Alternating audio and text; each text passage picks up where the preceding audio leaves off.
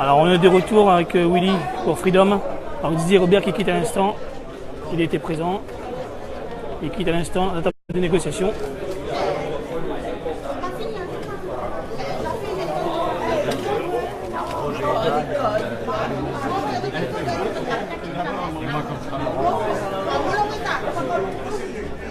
Donc ils vont donc se diriger, les représentants, avec le président de région. Alors cette rencontre s'est bien passée, monsieur? Oui, on a été entendu. Il y a des propositions qui nous ont été faites par le président de région également. Vous vous rendez quand même en préfecture? Absolument. Ce n'est pas fini.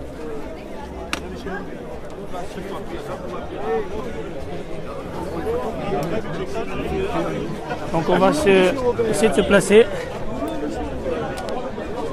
Didier Robert qui est présent, qui rencontre des manifestants.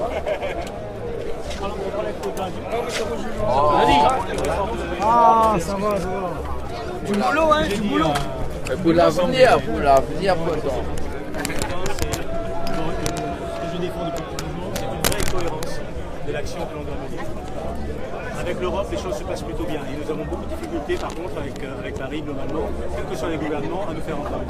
Pour une raison première, c'est que nous ne parlons souvent pas d'une même voix, les politiques d'un côté et les acteurs privés de l'autre.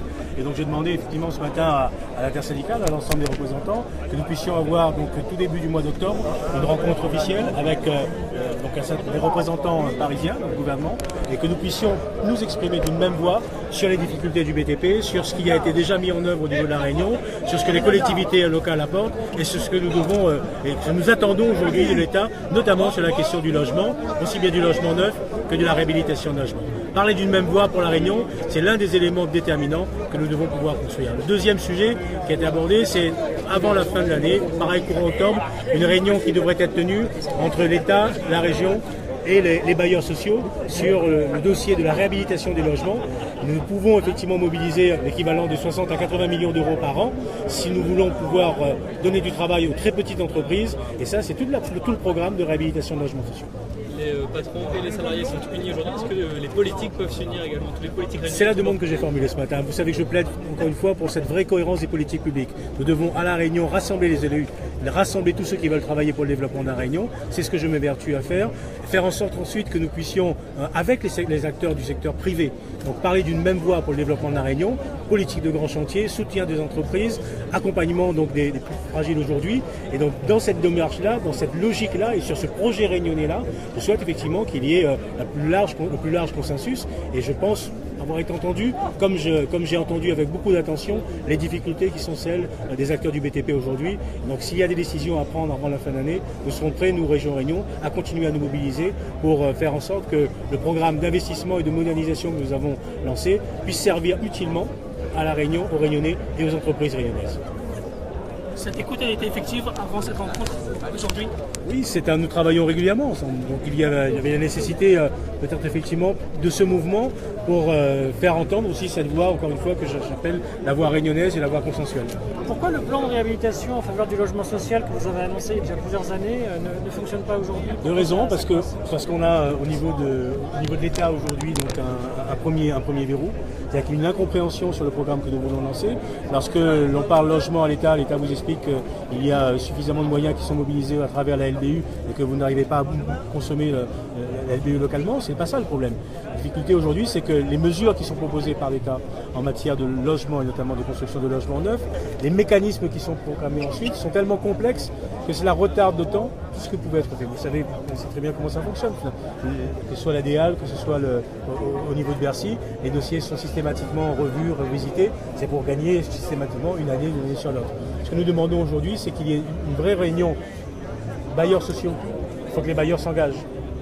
Qu'il y ait une réunion entre les bailleurs sociaux, l'État, la région, évidemment, est prête à participer, à investir pour sa part, à condition que chacun joue sa partition. Moi, je suis très interrogatif, par exemple, aujourd'hui, sur ce qui est en train de se passer à la SIDR. Je ne trouve pas normal que la SIDR puisse demain faire l'objet d'un rachat par une entreprise, un grand groupe national.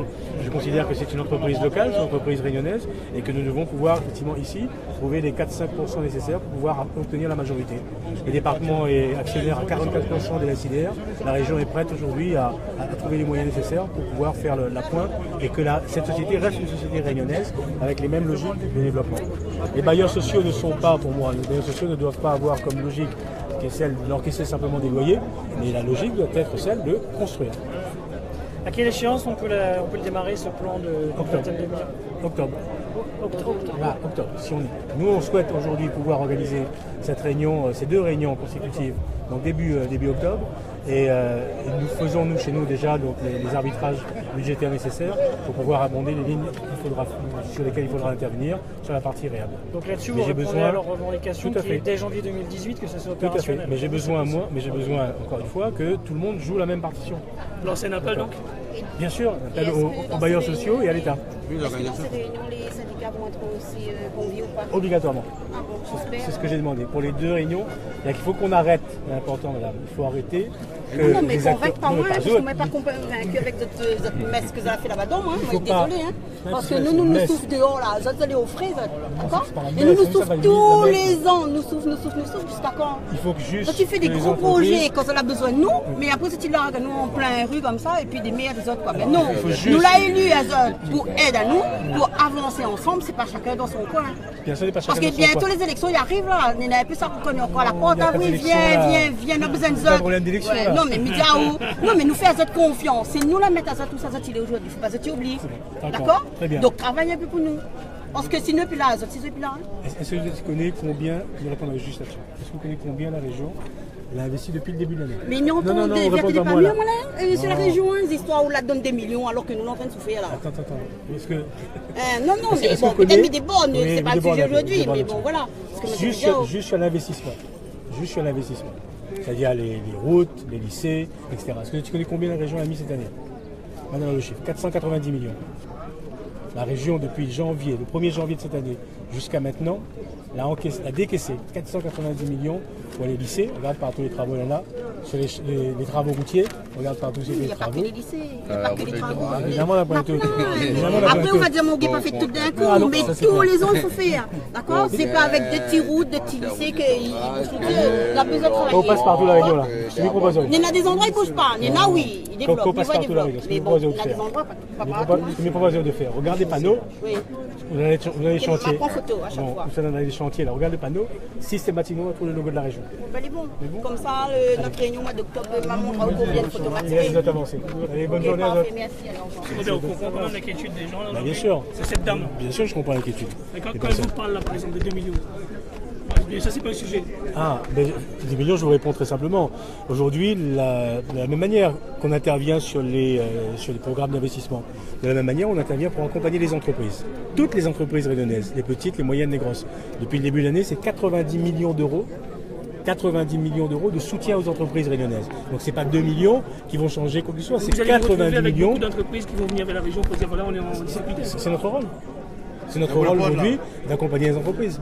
Privées. Bien sûr. C'est l'entreprise privée qui doit effectivement pouvoir créer de l'emploi à La Réunion. Donc si on n'accompagne pas l'entreprise privée, ça ne sortira pas. La parole est ouverte, camarade. La réponse à tout. Allez. Bonne journée à vous. Alors madame, est-ce que vous satisfait des réponses que M. Robert vient de donner là? Écoute, mais on a 2 réunions au mois d'octobre, on verra bien ce qu'il y raconte. S'il tient sa parole ou pas. Donc Nina et moi pour travail. On verra ça au mois d'octobre. Nina, elle engage assez fort. Où trouve? Vous trouvez pas assez fort, moi. Passez encore. Passez encore. Il faut être encore plus sévère. Allez, allons. Non, mais là, on l'a dit, il y avait la loi en France. À partir de là, on rattrape la force avec nous. Et notre vision. Par exemple, sur le problème, il faut travailler énormément sur le problème de la LBU. Comment ça se fait aujourd'hui? Nous en avons 90 millions, voire 100 millions qui repartent en métropole annuellement. Il y a des élus qui ne jouent pas le jeu, notamment les maires. On a besoin du foncier pour pouvoir réaliser les 4000 logements prévus, signés par le nouveau Premier ministre. Aujourd'hui, on est seulement à 180 182 logements. Et ça, c'est exacerbant. Nous avons 22 000 familles qui sont en attente de logement décent. Aujourd'hui, il n'y a pas. Nous avons un marché de rénovation qui doit se faire rapidement. Et ça va générer de l'emploi. On ne le fait pas. C'est la faute de qui? C'est pour ça que nous allons nous associer avec vous, vous accompagner en métropole vers les responsables, les donneurs d'ordre, pour leur démontrer qu'effectivement, à l'île de la Réunion, on n'est pas dupes. Les Réunions ne sont pas dupes, on n'est pas dormants. On est là pour faire avancer notre département, on est là pour sauvegarder l'employabilité des salariés qui est en péril aujourd'hui. Hein? Il faut nous arrêter de batailler entre voilà, on n'est pas là pour la zizanie.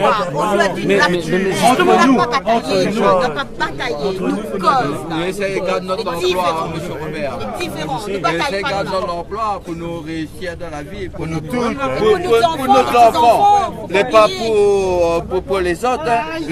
Pour nous tous, pour nous